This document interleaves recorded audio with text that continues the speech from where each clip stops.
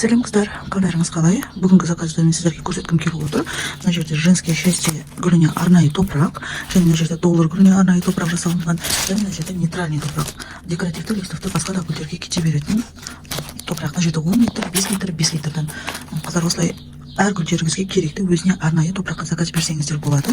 Және де мен айтып жүргендей 9 түрлі микроэлемент бар. Гүлдердің хлороз ауруынан емдейтін, әрі хлороз ауруы етпейтін тыңайтқыш, және мына силиплант универсальный мен айтып жүрген. Бұны препарат ретінде қолдансаңыздар да болады, және удобрение ретінде де қолдансаңыздар болады. Микроэлементті удобрение гүлдеріңіздің тамырын сау етіп өсіруіне септігін тигізеді. Егер де жапырақтары сарғайып ауырып тұрған гүлдерге құятын болсаңыздар, жаңа жапырағы шықпай тұрған гүлдерге құятын болсаңыздар, жапырағын жаңадан шығаратын болады.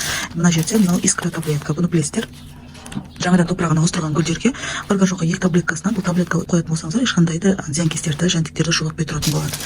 Мына жерде фитоверум и 2 циркон. Бұл